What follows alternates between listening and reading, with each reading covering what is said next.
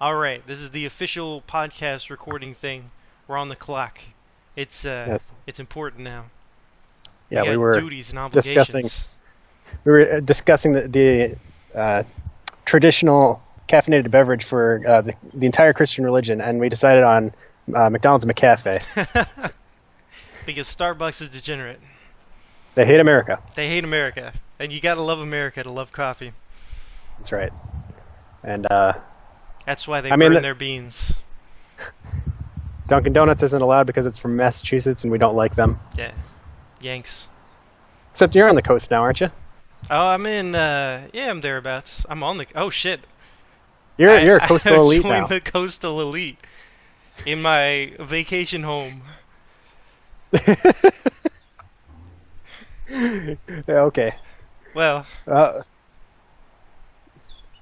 we'll just have to. I'll take a step back, and I'll approach this as there were coastal elite and there were frenemies. coastal elites. You know what I'm saying? Now that I'm one of them, I suddenly have a very principled argument lined up for why that we should let some of them in to our group. I bet you didn't see that coming. This just became a completely different podcast. We're alt-centrist now. We're magapeds. Oh gosh. Would you like to get to one of the official subjects? Yes, yes. We should probably actually do the thing and not just hork it up. So what do we got? We got incels. Oh, I wanted to do incels because there's a point about incels that I haven't heard made before, and that is the very fact that we're talking about it speaks to the power of the legacy media, the propaganda machine. Is that Well, that the political usefulness of terrorism. the entire country has decided, like the entire country is talking about incels because somebody decided we should be talking about them and gave it a name. Yeah, it was it was a prank comment on that guy's Facebook page, wasn't it? Something like that. That's what I heard on the Daily Show. I'm sure it's some shithead journalist being like, what the fuck is an incel? And having to look it up on Urban Dictionary because they don't know anything about anything. They're like, wait a second, we could beat people with this. This is a nice stick. It's got some heft to it. What shitty human being can I use to, like, inflict pain on? Yeah, And- well, And then, then How's they that? run it through the New York Times and everything, and now we're talking about it. and Incel that's lives good. matter. That's what I'm saying right now. oh, I don't think you can say that. It's not allowed. Why? If we were on CNN right now, you would be showing it. Oh, is not we an acceptable lost the narrative. signal. That sucks. Well, I guess we're gonna have to talk about something else now. That's how that would go. So, incel lives matter. Yes. I suppose we should ask the question: do they though? Yes. And why would we say that they matter? I'm gonna go with what you developed this a little bit, but this is more about those beta males. But Oh, no. like nerdy ass white dudes that can't get laid is a substantial portion of the productive workforce. I have stats on this. Would you like to hear them? Oh, sure, yeah. So there's actually a very small demographic of. Oh, great! My computer decided now would be a good time to freeze up. So there's a pretty small demographic of people who are virgins between the ages of 25 and 44. It's something like 14%. So you call it 1 in 7 Mm-hmm. for men. And The seventh If sons. but if you restrict that to biology and math majors, here we go. Then it's 83%. Oh, 83% of biology and math majors That's a have not. huge overrepresentation. Yeah, so it is actually just nerds. Everybody else has. And if you look at the people who have had sex, they're significantly more likely to be engaged in, drinking in high school and that sort of thing. Mm-hmm. So it really is just nerds we're talking about here. And, I mean, we could talk about more, like losers more generally, Mm-hmm. but But these are people that aren't so now that you've got math and statistics and real numbers, we can say definitively that these are not necessarily losers in the economic sense. These can be educated people, these can be very competent people, productive members of society. They just can't get laid for whatever reason. Yeah. So they're socio-sexual losers or whatever jargon term you use for that, but they're not like human being losers. Oh, quick correction: 72% of biology majors. So that's a little bit lower, and then 83% of biochemistry and math majors. It looks like I actually maximized my chances here. It says that if you go to church at least once a week, if you're a man who does, then you have a 5 times higher chance of being a virgin. Holy shit. That's devastating. For women, it's like 3.9 times. So, yeah, that would I be attend good. church, and I'm a math major. Was a math major. Like that's a good kind of... But it's too late. That's too late in your life to be a virgin at that point. Like... What are you talking about in college? The church has failed in marrying virgins early and letting them fornicate in the marriage bond. Oh, 100. It's failed in marrying them at all. I mean, 0%. We're talking nobody meets in church. We've got, like, what... How do you fix that? Do you just, like, start slapping women at the podium or something to get people in the right mood? Or, like, this is how you discipline a woman. Here's the biblical discipline. Here's a psh, like that, psh, like that. Go get married and have sex. There are so many problems in the church which prevent the formation of healthy relationships that it would be difficult to even begin talking about that. The most important one, I would say, is that attractive male behavior is explicitly forbidden. And on top of that, if you actually do form a relationship, other people in the church will work to break it up. That's really weird. It's not healthy. That's a crap bucket kind of thing. Yep. Well, that's why men leave the churches, honestly. Mm-hmm. It's because you cannot have a healthy, productive life within it. And I mean, that's shown in the statistics. If you stay, you're 5 times more likely to be a virgin between the ages of 25 and 44, which you're looking at, what was it, 14% times 5 it's very high. Yeah, that's kind of nuts. Watch the math major try to do arithmetic in his head. 70%. I might have to add that to my thing. Be like, homeschool and don't go to church. Read the Bible, but just don't go. Be religious and then find... Well, okay, so there's some... Be religious, marry early, homeschool, don't go to church. Be sectarian. So Steve Saylor put up an article that was really interesting this has been a couple months ago, about how churches with sectarian religious beginnings, so like what's the one in Salt Lake City? It was named after Brigham Young University. Mm-hmm. Has great marriage rates, and their sexual mores are still very healthy. And this tracks across basically any sectarian college. They do very well. So I hypothesized from that conjectured.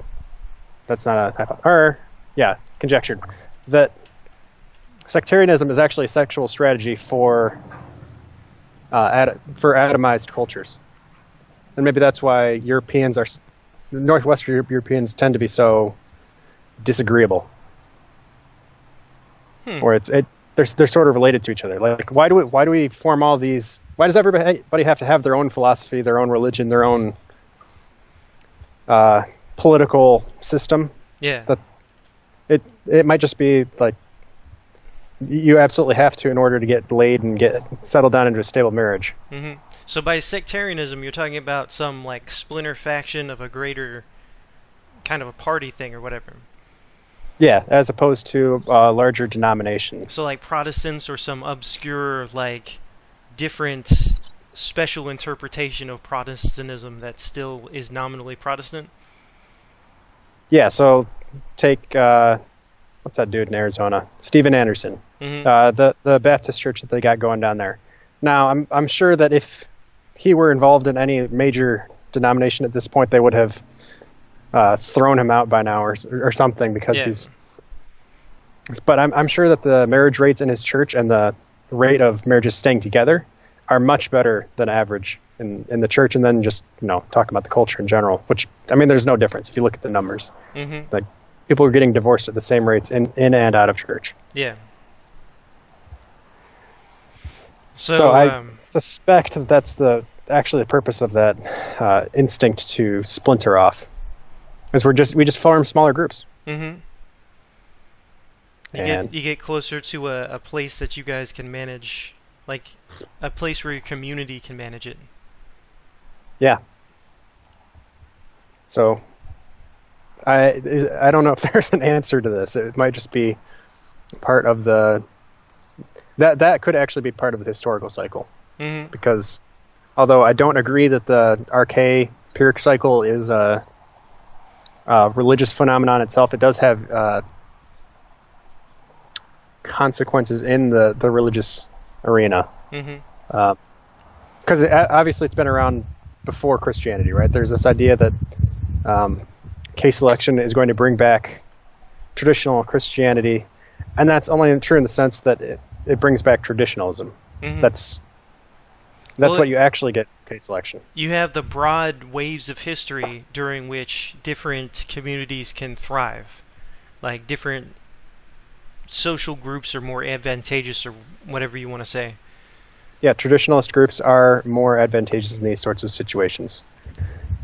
It's important to keep in mind that these cycles have been around a lot longer than Christianity itself, and so you can't make the case that it's not guaranteed. Christianity is case selected.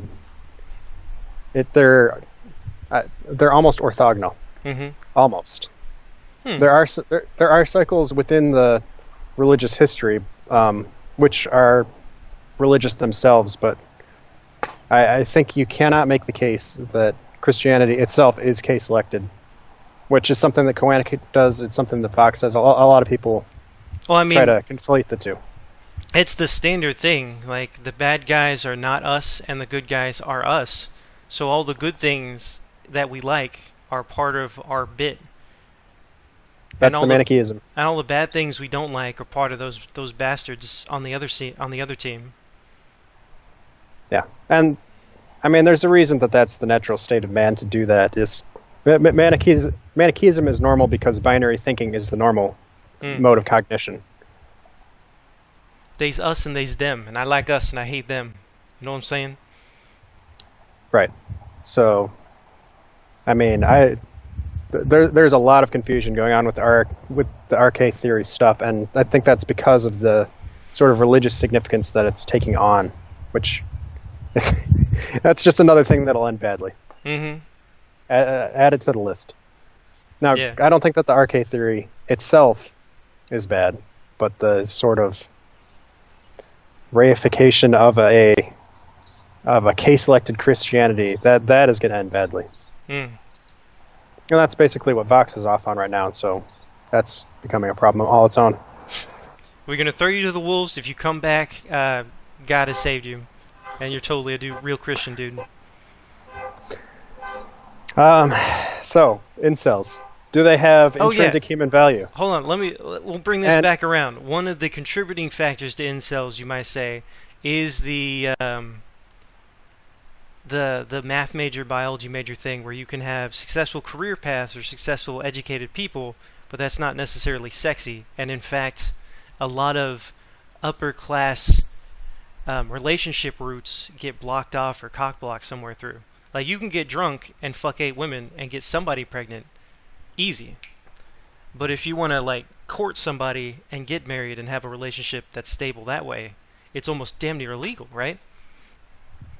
Yeah. It's certainly not allowed, like I was talking about, within the church, and if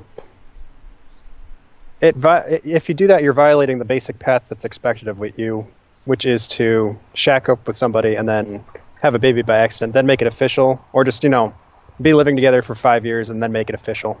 Mm-hmm. And then start trying to have a baby. Yeah. Which is sort of the upper middle class way. That's more of a middle class way of doing things. The upper middle class still has pretty standard sexual patterns, although they're starting to slip into Fishtown. Mm-hmm. That's from Charles Murray's Coming Apart. Fishtown is everybody under the upper middle class, basically. and then Belmont is the upper middle class and above. They still have pretty standard sexual mores. Mores. They don't. Yeah, they don't show a lot of deviance. They don't show any social deviance either, and this is what confuses a lot of people who are only run in those circles. Is they're like, I don't see that anything's wrong, and then Trump happens, and everybody's like, I don't know anybody that voted for Trump. Mm-hmm. It's like, well, it's because you live among nice people still. Mm-hmm. But that's not the standard living situation for most people in America anymore. Yeah, I heard people making that case a while back where it's like all of the, like you do the diversity is your strength thing, and then you pick the cream of the crop out of the entire planet to live with you, and then you think that that is the entire planet, right? Your stereotype is informed by the absolute best that humanity has to offer, although they're getting dumber. The selection is getting worse. Yeah, people can do that with white people too, because maybe they're living in a suburb of Birmingham, and they're like, yeah, Christianity's fine, the society's fine. They're like all this stuff is just Yankee talk, right? Mm-hmm. The only sexual deviants are in Boston or Harvard or something, or they're on the coasts. Yeah. And they're all these millennials. They're going to die out anyway, and Generation Z is going to be great because I see all these kids around me, and they're fine. Mm-hmm. It's not a correct look at the situation. I mean, yeah. Statistics show that most of Generation Z supports transgenderism. Well, hang on, I'm overgeneralizing. Many of them do. Let's see, Generation Z. But they're.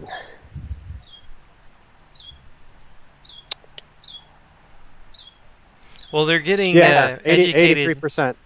83% favor equal rights, quote unquote. Equal rights meaning basically acceptance for transgender people. I mean, we're not talking. We'll see the resurgence of traditionalism, but we got to keep in mind what these kids think of as traditional is not what a baby boomer would think of as traditional. Yeah, like Roseanne was a giant. Oh, look, it's the working class thing, and then one of the kids was a boy dressing up as a girl, at like 8 years old, and that was just a thing that Roseanne had to come to terms with, and being like, well, I love you even though you dress like a girl. So that's the mainstream Christian attitude also. Yeah, so even the most conservative on television thing you can get, and her show got canceled because she was too crazy for that. She was too risque. You can call people cunts online. If you can call the president's daughter a cunt, but if you say that Valerie Jarrett or whoever looks like a Planet of the Apes lady, then you're really bad. Like, you can be a multi-billionaire and you can't even say that the media, nobody trusts them anymore. That was amazing. It was like Elon Musk was like, well, all the newspapers do clickbait advertising, and we don't really advertise, so they don't have an incentive to treat us fairly. And then people he didn't even say anything controversial. Yeah, that's the crazy thing. And then it's like, no, the media exists to hold up a candle to powerful people and shine light on the darkness. And it's like, dude, who do you think owns the media? And then 8,000 Jews are like, excuse me, are you saying that we own the media and you've got to gas us because we're horrible people and pedophiles? That was a great meme. That was on Heartiste, where it's showing Peter Thiel, or not Peter Thiel, Elon Musk just going, when you're the detective and you say this killer was obviously a monster, and one guy in the room starts going, how dare you say that? Why would you insult me for no reason? It's like, that might be the killer. There's something strange here. That might be our guy. That is the proverb, the wicked flee when no man pursueth. Or wherever that is. Maybe it's Psalms. I think it's Proverbs, though. That's a good question. There's a lot of stuff in Deuteronomy about that, too. Mm-hmm. I hate the I hate the new translations, because it's like the wicked run when nobody chases after them or something like that. And it doesn't mean the same thing. It just makes you think, oh, why are people running on the street? They're probably evil. Having the these and theys make you is like a big neon sign to be like, think about this for 2 more seconds. Don't take the most obvious literal thing. Yeah, there might have been some shades of meaning, which are not the same as you would think of the word run today. This is an aphorism. There you go. All right. But back to incels. We're talking about, do they have intrinsic human worth and do they have social worth? And I mean, I think the answers are yes and no. Yeah, well, the thing is it depends. There are some people that just do not desire the makey nice stuff, but they are not necessarily going to ruin your party on account of they just didn't want to go. So we're talking about the difference between people who could have gotten along if they had wanted to. So now we're talking all kinds of... All right, go ahead. I got one. So I have a D&D group, and this is actually not 100%, but it's kind of that way. So we had a D&D group, and the DM on there I didn't quite get along with, but I respected him. He was a nurse. He's a good nurse. People get along with him at work. They like him. He has his quirks, but everybody does, kind of thing. You know what I mean? Where it's like, you're not perfect. You annoy me sometimes, but you're a good dude, and I like having you on the team. And then I was a little, coming to blows with him, and kind of annoying. I think just doing the disagreeable thing. And then we left to move, and then another person came in that was one of this nurse guy's friends. And this nurse guy's friend guy was the DM for his campaign. Was he replacing you as DM, or were you just... No. Do we even need to get into... Never mind, we don't need to get into that. Why would I even ask that? Like, Bob was the DM for our game, and then Jerry came in to play in that game. But Jerry was the actual DM for the main campaign that the hardcore D&D guys played. Oh, no. And hardcore. That I don't know Dungeons & Dragons culture, but I'm going to guess it's like people who get really into anime. The stereotypes are true. Oh, boy. They're more true. Like, all of these stereotypes are more true than you would believe. Oh, no. Depending on where you go. But apparently that guy was an asshole and was telling Bob how to run his own campaign. I think it's Bob and Jerry, right? Yeah, it was... So the nurse guy was running his campaign. The other guy's like, badgers can't stand on their hind legs, idiot. Now do it this way. From as a character. Like... Not as the DM, but backseat driving kind of thing. Okay, yeah. And so, this guy... Hang on, he's objecting to Narnia in the D&D world? Is that what I'm getting? Something like that. It was like, this animal can't stand on its hind legs. It's not in the rules. You got to do it like this. I'm going to get all the loot and parcel it out to you guys because I know which stats to min-max for. And our group was more about kind of like janking around and having a good time. And we would kind of round robin the loot or whatever. Yeah. So he was doing all those things and just a pain in the dick to play with. So there's a difference between... And then it turns out that nobody knows where he gets his money. Like, he has an entire building of D&D shit in a house that's not his. So, and they don't know if he works. Apparently all he does is play D&D. So you're thinking he's some kind of fundy? Not a funny, just like an actual basement dwelling nerd geek guy. Well, okay, but I mean, he's either getting it from a trust fund or Bitcoin or something. There's something. Or his parents pay for everything. That's the other... Oof. Yeah. That's rough. Yeah. Did they kick him out yet? I don't know this guy. I'm just telling you what I've heard like third hand about it's like an archetype kind of thing. But like, so you have the D&D guy that likes D&D, that plays D&D, but is also a nurse. That's not his identity necessarily. Like, he is something besides D&D. He can do other things. He can be in public. And just he like has, a t-shirt, he has jeans, like a wife guy. and kids and things. Or at least a wife. But, so, like, you can do nerdy stuff and you can be in these professions and then still be functional. And then you have people that just... Well, that used to be the normal way it was done. Mm-hmm.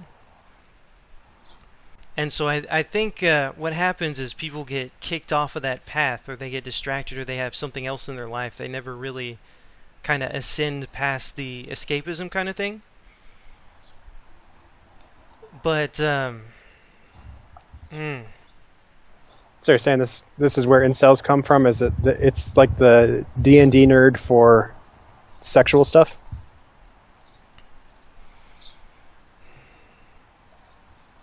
Because, I mean, that would match up with what Ophiuchus said about the lookism culture, which makes a lot of sense. How do I put it? I want to do a 2x2 graph almost. So, like, there are people that have, let's say, business value, that they can do a job and generate revenue or generate value for whatever enterprise you're doing. They have the business value. They can write code or do something, right? Mm-hmm. They have social value, where people like them and they want to invite them to parties and talk and different things, right? They have a dinner at their house and invite you, you would go. So there are people with business value that's high and social value that's high, and those people are, I put Trump as one of those. Like, people that are just high functioning in general. Everybody wants those guys around. There are people that have business value but low social value, and I would put that as where a group of incels, right? There's a class of incels with business value and low social value. So call them your biochemistry majors. Yeah, so they get purged from groups, and they especially get purged from female-dominated groups, or kind of the dating market in general, where it's like, you're so weird and awkward to talk to. I just don't want you around. Right. Like, where you can be admitted to medical school as long as you don't look at any of the women. Right. It doesn't matter how good a job you do if X number of women just can't stand being around you, because even if the often they're competent women, and the combined value of the women that don't like you is greater than your own personal value, right? Like, 5 people that do a half-assed job is still better than you for doing a regular job. Right. And then there are except people, in very specific activities where group effort doesn't count for anything. Mm-hmm. And even in those situations right now, the way the business world is kind of set up is that even people that have a net negative impact on the business are still around for, like, legal compliance reasons, so they can veto you. Mm-hmm. So that would be like your research, your grad students group, right? For something other than the hard sciences these days. Although we're seeing it creep into the hard sciences. Yeah. So there's so that's the high business value, low social value, and it doesn't have to be negative or even 0. It just has to be kind of low enough to be kind of tough. And then you have people that have low social value and low business value, and those are like the D&D guy, is what I imagine, where the people that can't get along and wouldn't be worth getting along even if you put the effort in. Yeah, and that guy has his own niche, right? He is the D&D guy. He has a lot of D&D stuff. So that's where he gets that's where he like gets his value. Amount of social value, right? That's where he gets his, like, he's doing something for a small niche, but he would not do very well in a broader public sense, possibly. Gotcha. He's almost a hypothetical man at this point, but there is that person that exists out there. But we haven't touched on the intrinsic human value part of that, because that's neither economic nor social value. Right. So do people have value for existing versus have value for based on their benefit to society or their benefit to the national debt? And let's say you could take the absurd case and ask, does a pedophile, we'll say the worst possible pedophile. So imagine all of the horrible things that you can add onto that. Yeah. Do they have basic human value, intrinsic value? You wouldn't want them for any other reason. You could say that they have some amount of basic intrinsic human value, but that is outweighed by the negative values that they present elsewhere. I would agree with that. I wonder why. I know that idea comes from Christianity, but I actually don't know exactly why. There's and there are a lot of rules like what is the D? A lot of absolute principles are really great, and ideally they would be followed all the time, but then you get to the practical world and the real world, and then you have to compromise on them from time to time. Yeah. I mean, obviously, because they're just practical limitations that won't allow you to...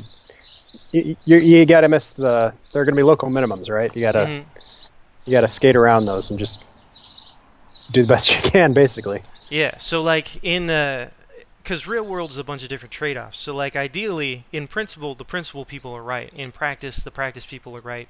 And it's kind of weird because they're both right, but each one of them wants to be the only one that's right. You know what I mean? Mm-hmm. Or somebody's like, what are you doing with all these theories and trying to figure out underlying principles? Look, this is the thing that works. Just think about that right now. That's what we're doing. And then the other person's like, why are you just... Everything I think, you want to figure out how you can hit it with a hammer or something. Look, sometimes you just have to think these things out first and figure out what they're good for later. And there's a push back and forth for that. Yeah, well, that goes back to how ordinary people consider the enjoyment of a thing ruined if you analyze it, versus someone with Asperger's generally is the opposite. They'll enjoy it more after analyzing it. You kind of have to train yourself to not analyze it at some point. Certainly not out loud. But that's just a skill of getting along with people. Mm-hmm. So, what would you say caused incels? If we had to list all the factors. Well, let's see. Where are we at now? We've got... We did incels. The media conversed in incels. The media kind of forced that conversation. We've got... There are a couple of different types of them. You have people that can be useful to business places. Like... Obama's campaign. It's like when you want to win, you hire a bunch of white nerds. Even Obama did that. Yeah. So there's those people, and then there are people that are just on the shit end of the human scale. Period. Right. Just low general. Oh, what is that term? General factor. Just low general factor. No GF. That feeling when. Mm-hmm. All right, and then where were we at now? I was asking, where's it come from? Where does it come from? Where's it going? Well, right now, I would say that the rise of... So the Jim's blog guy talks about this. There are large groups of people that should be getting married and getting laid that are getting ostracized from society for being too useful. Too useful? That doesn't make any sense at all. Well, equality is our founding principle of the world. Everybody knows that equality is the first principle in which everything else has to be judged, right? Right. So if you have these people that are doing better than everyone else for no real reason, that can't mean they're just better than people. That can't mean they're just good at something intrinsically. That means there's some evil structural shit going on, and they're rigging the system in their favor. Okay, so you're saying that the typical response is to destroy those people, not just to diminish their effectiveness or steal their stuff for Gibbs. Right. I saw on Facebook there was a post where it was this shitty cartoon where it's like, okay, so you say you have a tall man, you have a small kid, and you have like a kind of a teenage kid or something, like a 10-year-old kid. So a 5-year-old, 10-year-old, and an adult man, right? And they're all trying to lean over this fence and see on the other side of the fence. And you want them all to see over the top of the fence, but only the tall guy can do it right now. Now imagine they all have little crates that they're standing on. If you wanted equality, if you wanted to get everybody over that fence, and you just give everybody one crate, well then it's still the same way. What you got to do is you got to take the crate from the tall people and give it to the little 5-year-old kid so that he could see. Okay. And that is like a 5-year-old explanation for why we should do like the redistribution. Yeah, the fence is the poverty line, and you're not actually taking boxes from people, you're taking suitcases full of money from people. And that's, you want to cut the tall people off by the ankles so that everybody can see over the fence, right? Right. So that's where we're getting incels from? So you have people that have high business value, but intrinsically low, artificially lowered social value because they're fucking white males, right? There is a giant push for white people to, not only that they suck and they're racist all the time, but they should admit that of themselves and like abase themselves to even exist in the public sphere. Yeah, well, that goes back to struggle sessions. Right. So you get a lot of white dudes, getting on their knees and then on their bellies and crawling, slithering around like worms and going, "Oh, we're so sorry, please, we're so sorry." That's not going to do wonders for your social status, and that's not going to get you laid. If you're the kind of conscientious person that actually believes those things and tries to actually follow through with them instead of sociopathically manipulate it, you're going to have a bad time. And I would say, math majors, biology majors, hard science people that are used to just doing the homework and thinking about a thing and taking it that way, they would be hit hard by that. Okay. I think that there's a strong strain of that because you do find that about 3/4 of hard science people are just leftist in general, and I would include libertarians in that. Mm-hmm. We'll call these people who support social, not social deviance like crime, but cultural deviance. Mm-hmm. So it's people that are on the level of, well, we don't need these safeguards, so why do we have them to begin with? And it doesn't hit their mind that other people need those safeguards because we're all the same. And while I don't think you see a lot of abasement in that group just because they're, frankly, too busy with their homework. Because, biochemistry majors, it's almost all of those are people who have thought about or are thinking about med school. Mm-hmm. They're maybe conscientious, but I think more than that, just oblivious. Mm. Well, Scott Alexander was talking about, he has a giant long post about how he was thinking about chemically castrating himself because he was so afraid to offend a woman. Because he'd been taught to not do that from an early age, and he actually believed it instead of, saying okay and doing it anyway like you're supposed to. I'll see if I can find it up. But he basically was talking about how, you're supposed to ask for permission before kissing a girl, and you have to, make sure you're not asking her too forcefully if she wants to go have coffee somewhere. And you've got this cultural fear of, we can't interact with women or we're going to get called rapists, and holy shit. And that's not good. That's not good for getting laid. That goes back to one of Rao's fronts in the culture wars, the battle between people on the autism spectrum and SJWs, where the people on the spectrum are arguing that it's too difficult to follow. Mm-hmm. So they aren't objecting to the rules per the rules themselves. They aren't saying that the SJWs don't have the authority to impose cultural norms on everyone else. What they're saying is these things move too often, and we don't have the social facility to follow this. Yes. We can't change course quickly enough to swim with the school of fish. We're not. And if you're going to turn around and fish like you, please don't eat us for not changing color fast enough.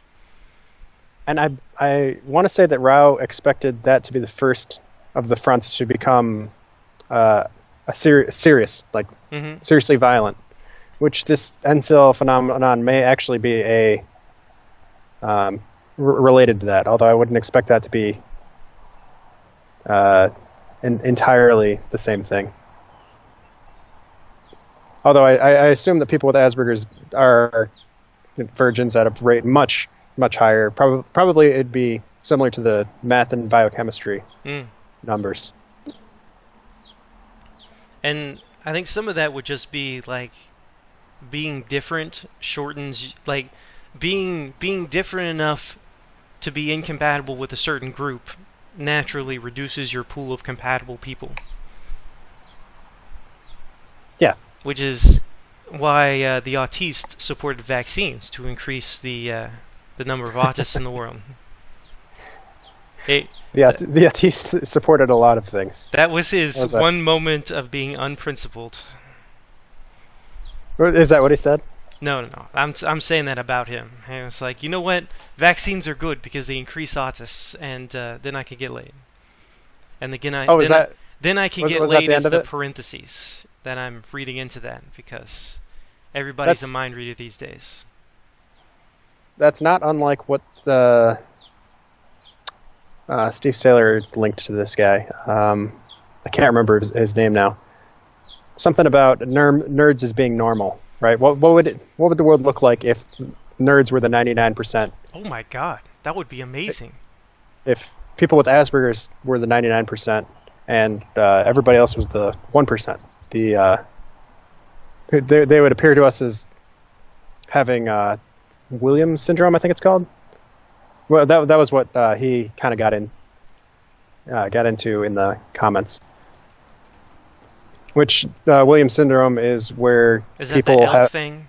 Yeah, it's where they have the savant-like verbal ability, so they speak like gifted children, they test like retarded children, and there are some very weird and they things that happen. really want to be your friend. Yeah, and they often have trouble with that and are lonely because, for one, they have an irrepressible need to be friends with people. Mm-hmm.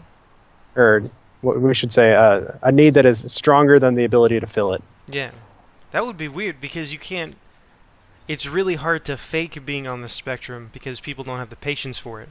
So even a bunch of weird social chameleons are going to have trouble with that, I think. Yeah, absolutely. And you are starting to see this with the nerd cheek culture. The idea of nerds is cool, which we're pretty sure that's the Jews trying to push that. Mm-hmm. It's not working. I mean, you get some of these, like, you remember that video for girls getting into math and science with all the pink and the lipstick and stuff that was like a parody? I mean, it's just, there's huge costs imposed in trying to pretend that you are something you aren't. Mm-hmm. That's all it is. And it's not going to work for long. I mean, you can pull that off for, what, a week? Yeah. But they're basically trying to do the affirmations thing, like, I fucking love science over and over and over again until it's true, and it's not ever going to be true. It's a different way of thinking. I fucking love science, but math is hard. So why don't we just take math out of science, and then it will be good? Can't we make it, like, an object of wonder? And then somebody says, no, you have to have math and science, and then they go, fire that man, he touched me inappropriately. Can't we just have Carl Sagan staring at the heavens with stars in his eyes? Isn't that what science is if you really think about it? It's a black man wondering how magnets work forever. That's what that was Insane is. Clown Posse. No, that's what I'm saying. It's the synthesis of the two. I got you. It's a black man saying, fucking magnets, how do they work till the end of time? That's what science will become. That is actually something that I talked about with Patrick yesterday. About how Insane Clown Posse and the gigolo culture is well, I won't get into that too much, but it's a subculture which grew out of rap culture because white people needed an identity, and that was an allowed one. And so you have to be weird clown people to get an identity. Which there you go. I think in there's clown a thing world, there. become the clown. No. So like, there are certain groups of people. And it's almost like the rule is any success you do, you have to compensate either by destroying your reproductive fitness or by destroying the rest of your race. Like, if you want to be a journalist, you got to hate white people, even if you're a white person. If you want to be a successful journalist, you got to hate white people as hard as you fucking can, especially if you're white. So you can get personal success as long as it comes at the expense of the greater population. Yeah. And that's part and parcel of living under occupation. Mm. It's always going to be in the better interests of the group above you that all of the men in the lower group have no penises or have no balls, at least. So what we're saying is journalists are Uncle Toms. Yeah. White journalists are house Negroes. House Wiggers. House Wiggers, there we go. Yeah, it's too bad. Yeah. And that's why we hate people on the coasts. Yeah, those fucking guys, am I right? Look not all of them. Not all of them, but I'm just, there are going to be some great exceptions, people who come from better places. We hate the coastal people, not the people that live on the coast, but the people that live on the coast that are the coastal people. It's totally people different. who were born there, into that culture, absorbed it, not people who came from better places with real values. Right. And then moved there for economic opportunity. Mm-hmm. Are you going to become a journalist now? I already reserved the domain name for my own media site. Oh, no. I'm going to do It's already podcasts, happening. interviews. I am become the Jew. Dun, dun, dun. What do you think this podcast is? It's that's actually something I had never thought about. It's probably me imitating the right stuff. How about you? It's just talking, and so supposedly how a lot of successful ones start out is just chatting with your friends, and then people liking it. And you don't think about it too much, and then it gets bigger, and then it gets bigger, and then you start having to think about it. Yeah, that makes sense. It's organic. Yeah. It's free range. We are the emergent culture. What is that? Emergent phenomenon or something like that? Epiphenomena? Emergent phenomenon refers to the idea that of a chaotic system will have unexpected behavior in the macro.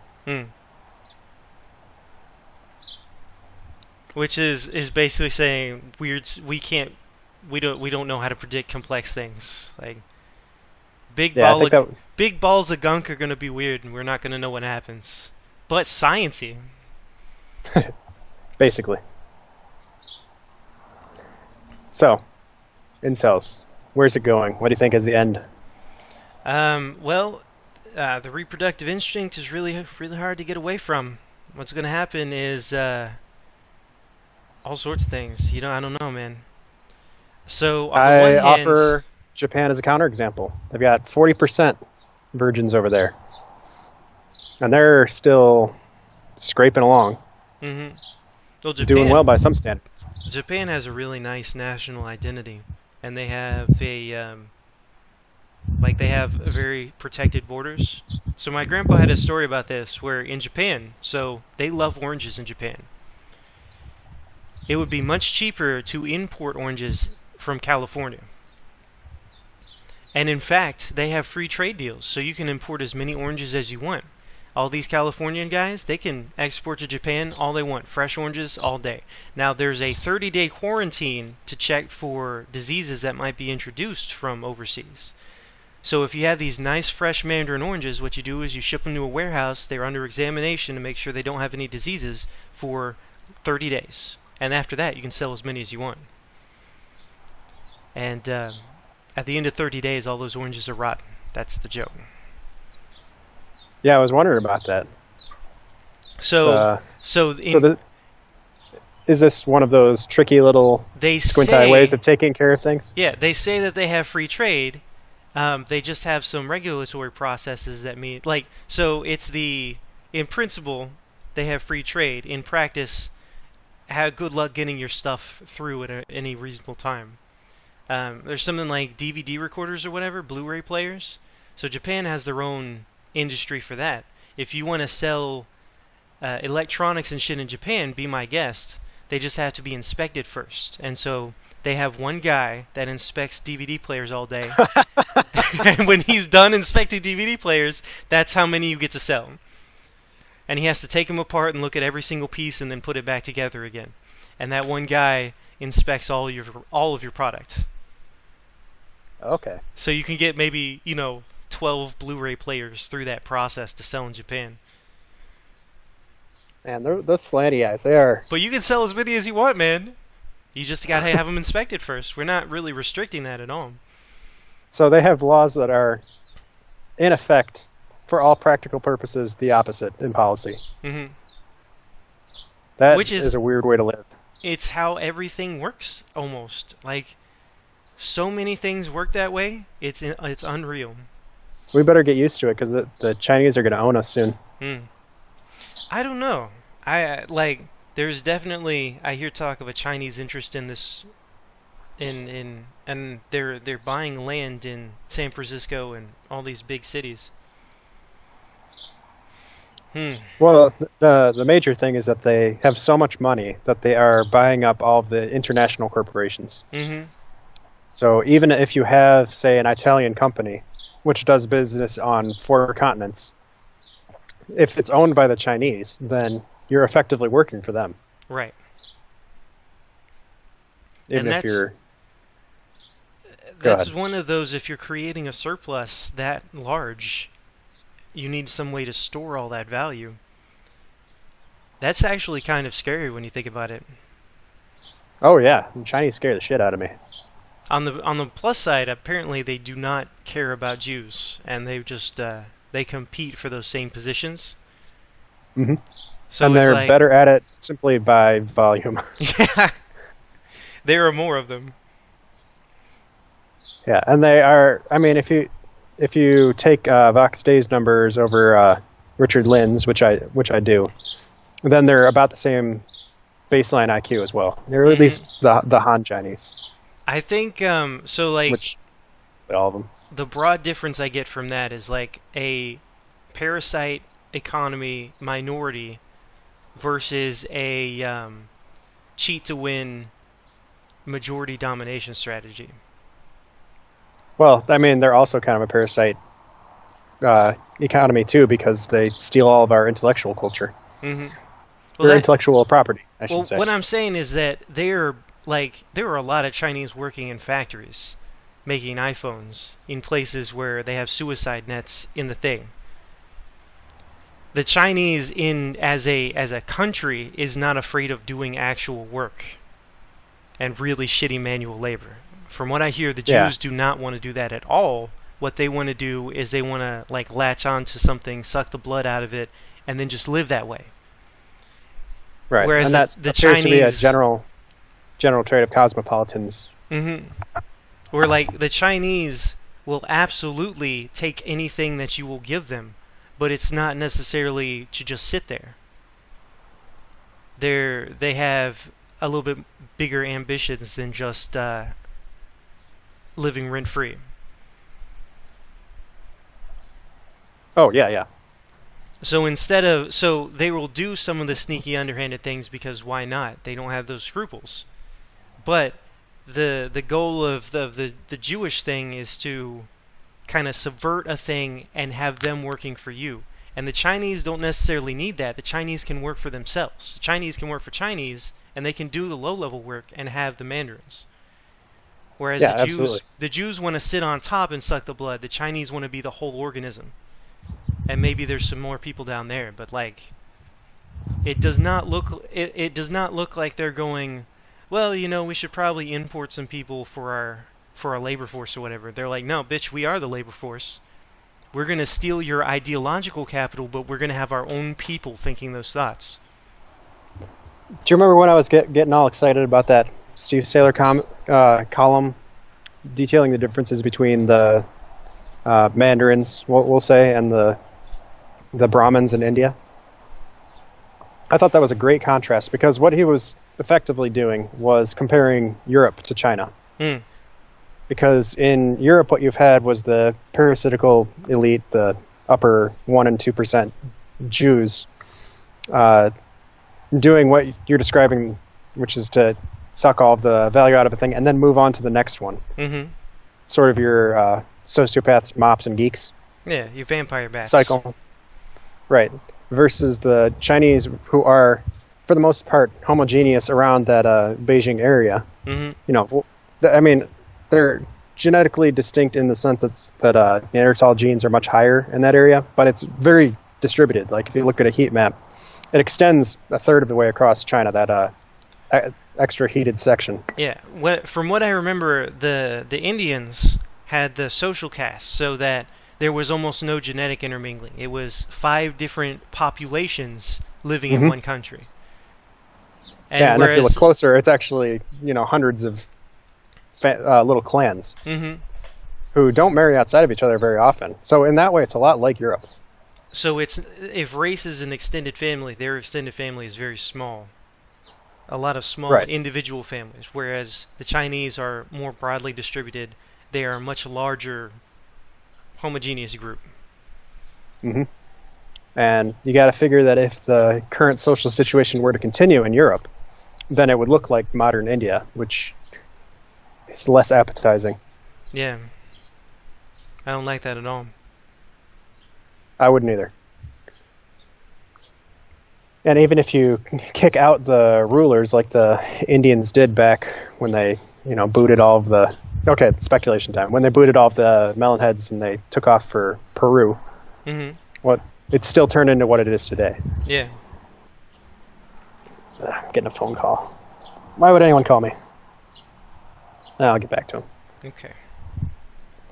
So that's kind of the future of it. I guess if you want to talk about the future of incels, the future is the Chinese people are having babies and also have a semi-functioning society, even though it's kind of... I wouldn't want to live in that society, but it's working for them. You know what I mean? Mm-hmm. Whereas Moldbug had the idea of a sadistic government, where a government that profits by torturing the shit out of its citizenry. And the basic idea is the more problems you have, the more staff you need to handle all those problems. And after a point, you don't get any more budget by handling things correctly. Like if you're doing your job, you have a upper limit of how many people you need doing that job, but there is no limit to the amount of people that you can employ incompetently. Yeah, that's about right. I mean, there is going to be a realistic upper limit on that, but... So having run out of responsible things to do, they have turned to pushing really insane policies, getting kickback from it, having a lot of impact because people really don't like you doing it, and so you're heroically striving to this forward progress, being resisted on all sides. So you get to feel good about what you're doing. You definitely know that you're making a difference in the world. You've got that chimpanzee personal power going on somebody. Mm-hmm. And you get to be a martyr. Yeah, and then you get a promotion at the end of it, because look at all these fucking insurgents, man. When we got here, there were like 5 insurgents, so we only needed like 5 people. Now we've got like 5,000 insurgents, and I think I'm going to need a bigger budget to handle this shit. And then the country ends up in flames and ruins, and you get on your next job. So, to some extent, you're talking about anarcho-tyranny, but there's an added layer. Well, so for our governing body, anarcho-tyranny is more profitable and better for their careers than actually doing it right. And that is generally because in the long term they can expect to leave. That's the point of being a cosmopolitan. Mm-hmm. Is that you can exist anywhere. Yeah. Versus a parochial person who can only exist in one relatively well-defined place. The Jimswa guy talks about mobile banditry versus stationary banditry. So a mobile bandit, you have the slash and burn. You take what you can carry and you leave. You don't have to worry about what's left. But a stationary bandit has to shear the sheep more than once, right? Mm-hmm. You have to collect taxes. You have to get rent. You have to have multiple payments. So you can't just harvest all in one. You got to spread it out. You got to think about these things. So stationary banditry ends up looking a lot like responsible government, because you got to get somebody out there to cut sugarcane. You got to get people to mediate disputes. You got to fatten up your sheep and then shear them. This is a strong reason why I have hypothesized that Denisovans and Neanderthals interbred to create melonheads. Mm-hmm.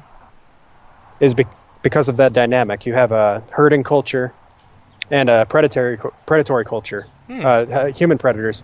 You mix them, and you get human herders. And that's why I think that metaphor that Jesus uses of sheep and shepherds is so apropos. Mm-hmm. It's a perfect description of the stationary bandit. Yeah. It's very natural versus the roving bandits. Those would be like your fairy tale giants in days of old. They come in, they pillage, and then they leave. Yeah, those are your dragons.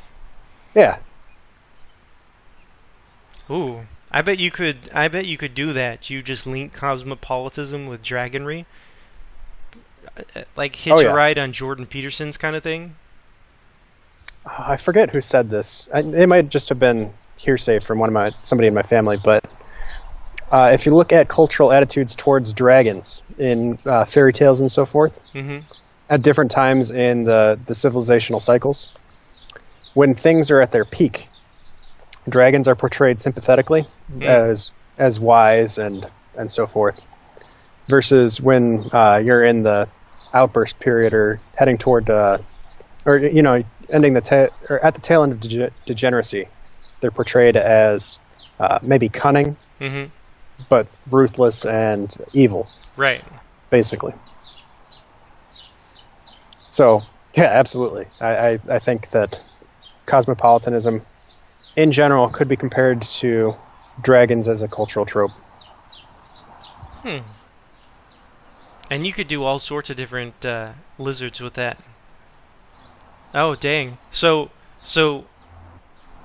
Well, why do you think people live as they're lizards under the earth? Ruling things. I mean, it's dream logic. Right. It makes sense when you look at it that way. I was going to say that's one of the things that Jordan Peterson kind of gets right, is that a lot of these things, like the succubus, is a real thing. It describes a particular type of social predation. And like the vampire is a real thing in that sense, because there are people that literally, well, not literally, but there are people that suck your lifeblood and drain you. But you're attracted to them and you keep coming back, you get entranced. Right. And there's that kind of shitty relationship that is, and that's why it's kind of scary that vampires are getting a good rap right now, because people are glorifying that kind of shitty thing. Right, well, that's what girls are into, because we're in a time of degeneracy right now. That's the correct... I mean, girls are, in behavioral terms, they're very rational. So, obviously, they would be into barbarians in a couple of years from now, and they would be into vampires as you're at the peak of that R selection period. Because that's the people who are getting ahead. It doesn't matter what kind of demon lover it is, as long as there's a demon lover at the end of this crawl through broken glass, they'll idolize it. Yeah.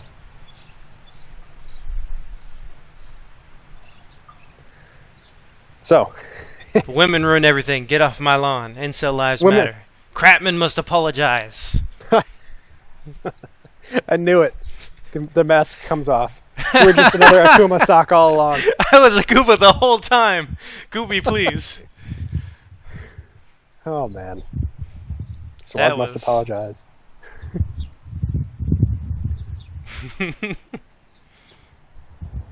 So that's the overview. It's going to get worse before it gets better. And I think what's going to happen is you're going to have, fuck you, mom and dad, there were two genders, I'm going to have a real job. And you're going to have people that believe the propaganda wholeheartedly and become completely fucking lost.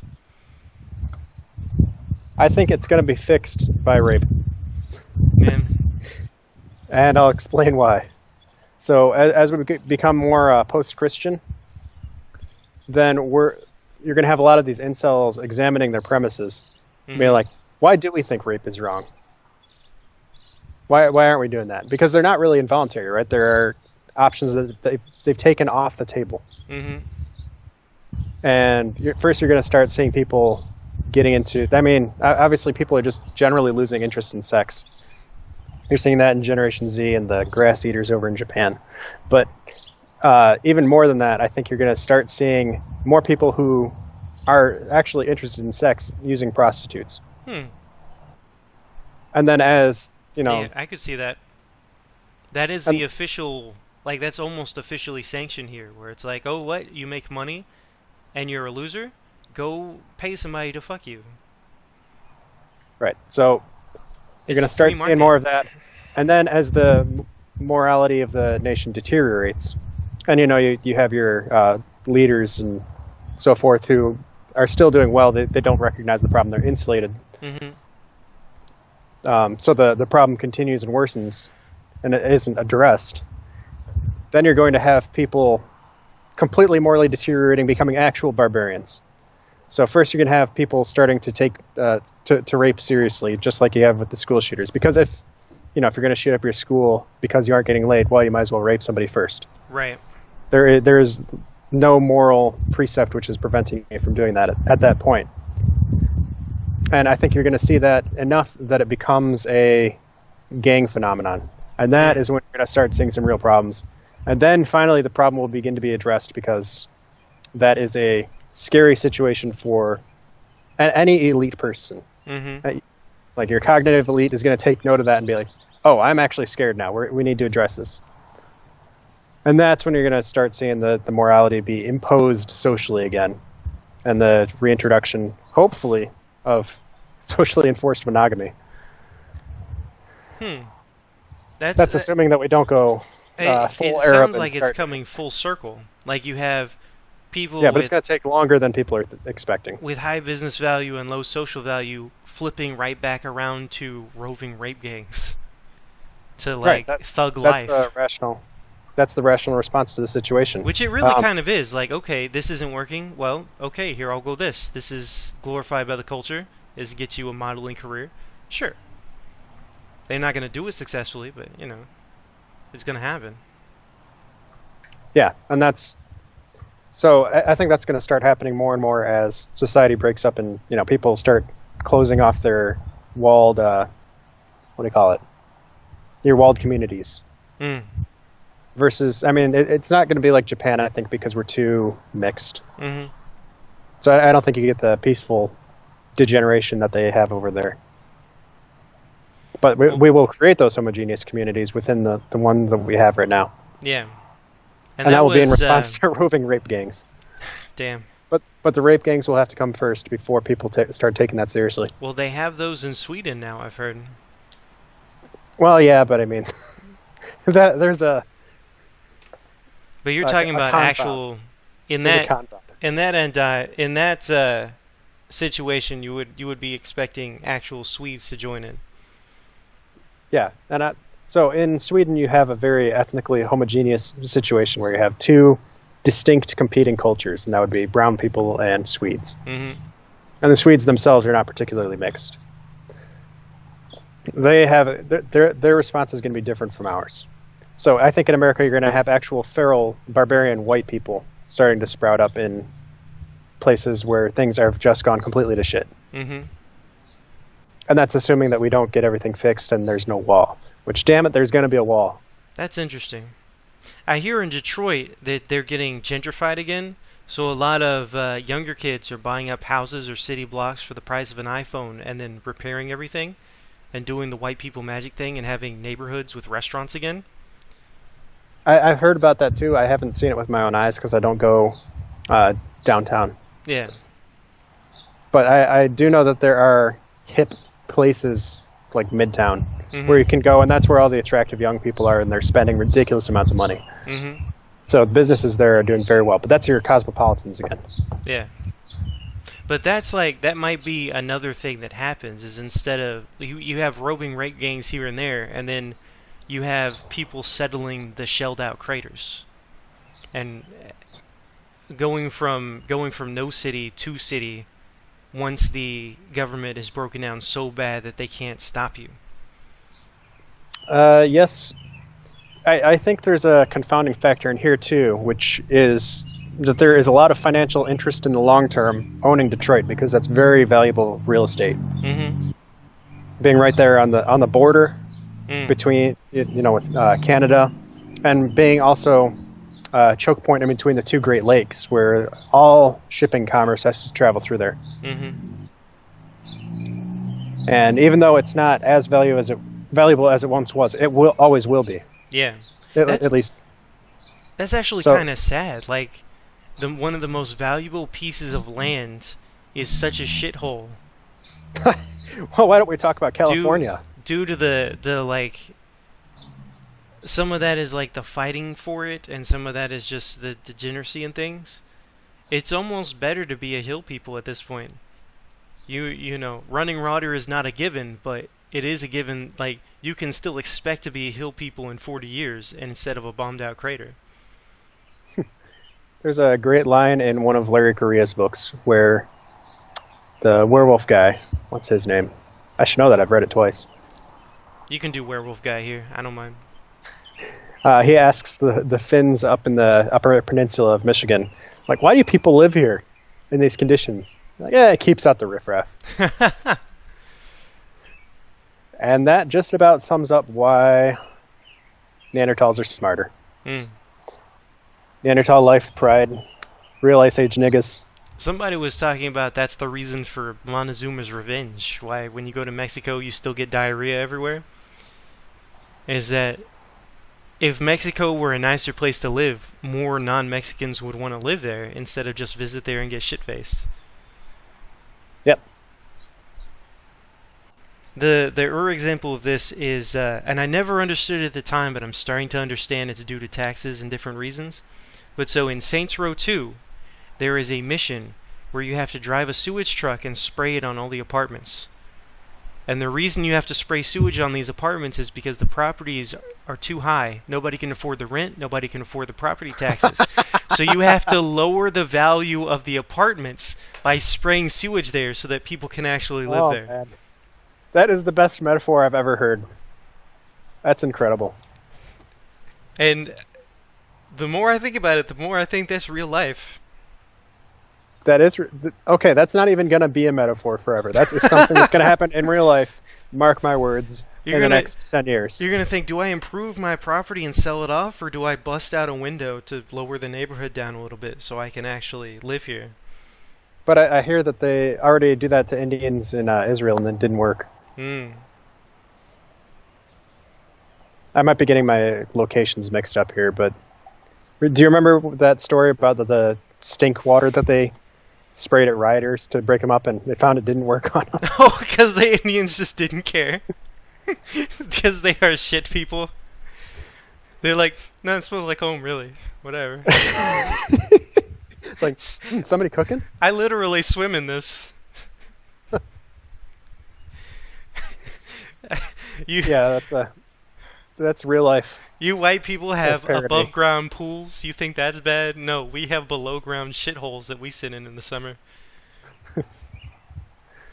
Oh man. So, something else weird about Indian culture is that they like living on highways. So, this is something I heard from a real estate guy. Is they'll buy up the like houses on expressways on purpose. Not like the noise doesn't bother them for one, but it's because it's high status. They actually prefer that.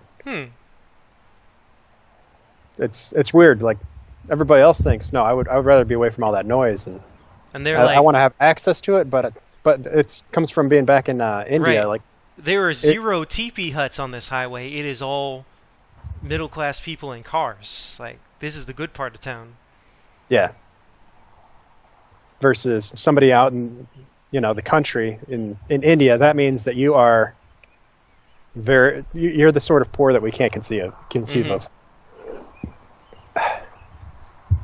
And you probably have your own language too. It might be raining on my laptop here. Oh. I'm gonna see if I can't hold out for a bit here. I'm gonna back up. Okay. If you can get under a shelter or something, that'd be good. But if Yeah. we need to call it here, I think we've pretty much covered this thing.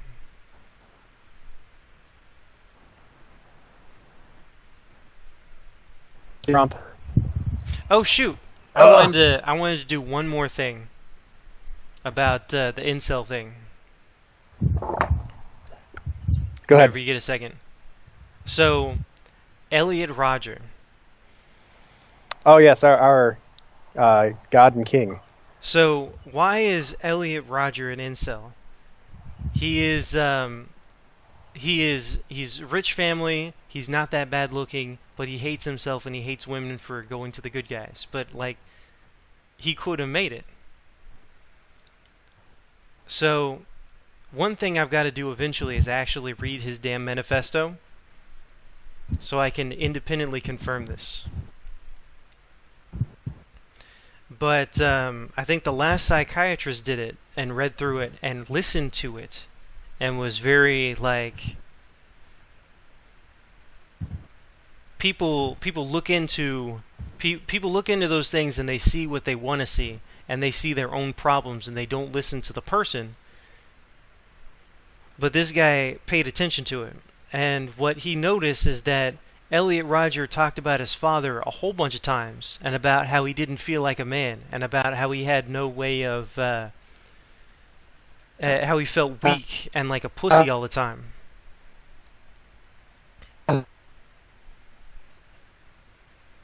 This call might be dropping here. You're with Pat. Try turning your video off.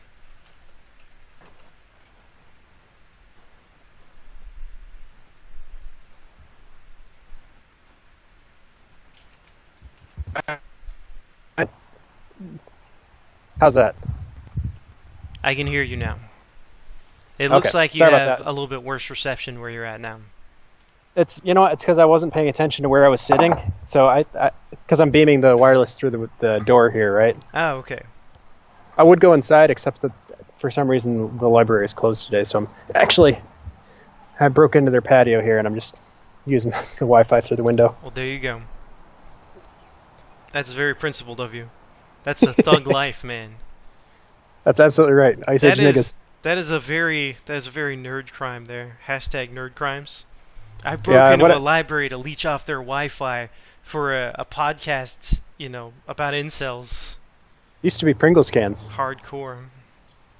You use the Pringles can to steal the Wi-Fi from your neighbor down the street. Those were the days. That is Back amazing. Back when nerds were nerds. Mm-hmm. Back when that meant, bad hygiene and playing video games and not bow ties and fucking suits. Polka dot shirts. Fuck that. Yeah, isn't it funny how it's kind of a commentary. I suppose it's nice because it tells you what a normal person thinks a nerd is. Mm-hmm. And they just can't help but it. Like when somebody plays dress up as you, that's always interesting. That tells you more about them than you. Well, it tells them exactly what they think about you, and that's really nice if you think about it. They're doing you a favor, even though it doesn't feel like one. Yeah. Man, there's a nice ring to that. Kratman must apologize. It's almost intrinsically fun to say.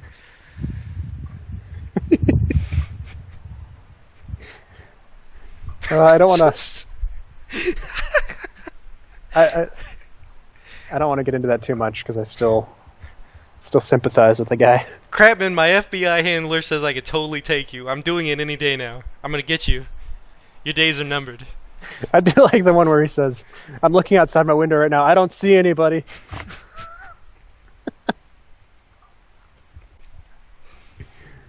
Oh man, I think that might need to be a meme.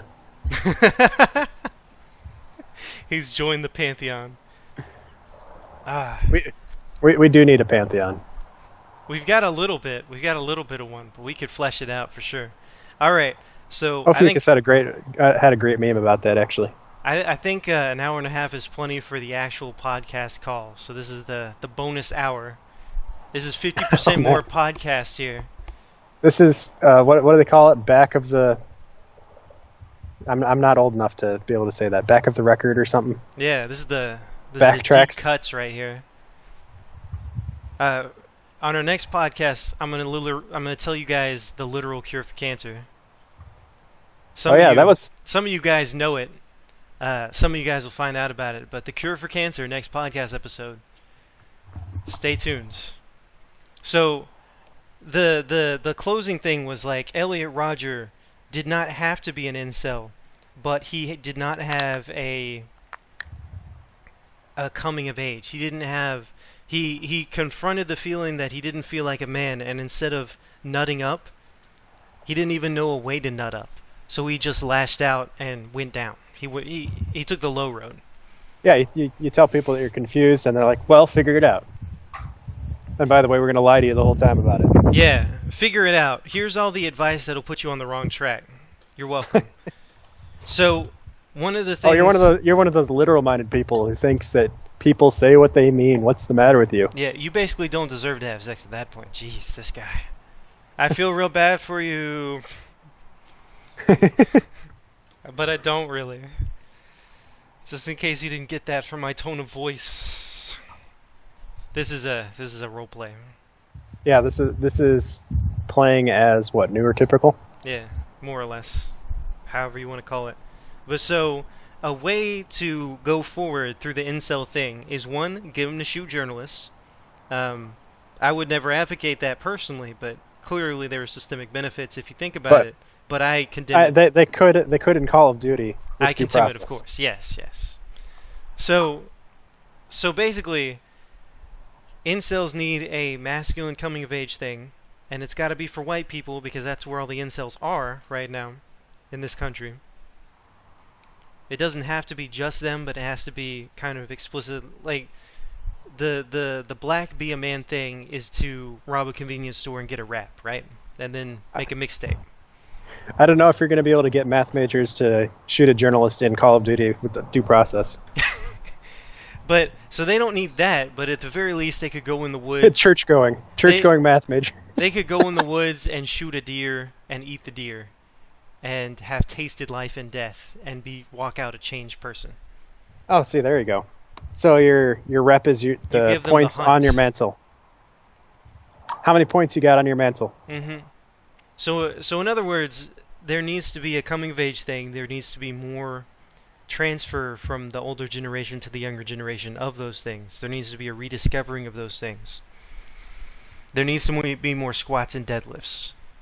And there's also got to be an underground defense network of people that will just will be like, oh no, you terrible person, you sexually harassed that woman. Oh, bad person, yeah, we're going to give you a raise. But we're actually going to demote you to a higher paying job. Yeah, that's the thing that is the problem with being on the right in general. Is there's some sort of constitutional aversion to that. Mm-hmm. Well, I mean, it's honestly, lying and it's bullshit and it sucks. And it's also, why am I giving money to other people? I do enough of that in taxes and in tithe to the leftists. It's mostly just the aversion to being around losers. There's that too. That's gonna be you get the real saving Western civilization comes from self-sacrifice in the name of incels. That's how to really do it. I agree, and I think probably it's not going to happen. We're going to get the roving rape gangs. Yeah. I hope that I'm wrong. I hope that the world can prove me wrong on that. I hope that we build the wall, and that gives us extra time, and we don't have to go down that road. This is your crossroads, America. Do you want roving rape gangs, or would you rather just get your nerdy IT guy laid? You've got a couple of women on your phone book that you can throw them. Give them a bone. Give the dog a bone. Okay. You got anything else you want to say for that? For the incel stuff? Yeah, probably. There's all kinds of great statistics on it. What I'll do is I'll throw those up in the post. Okay. And maybe even on the YouTube. Like I have to probably start paying attention to to the YouTubes. So we will you- comment the resources and different articles to read about this phenomenon. And if you got another closing statement, I'm about to turn it off. Nah, I'm good. All right. This has been the bonus half-hour, 50% extra more podcast super thing. Up next is Literal Cure All for for the Cancer. same price. All for the What same a value. price. The lovely What a value value. of free. See y'all next week, maybe 2 weeks, maybe 3 weeks. Who knows? Don't rush me. Goodbye.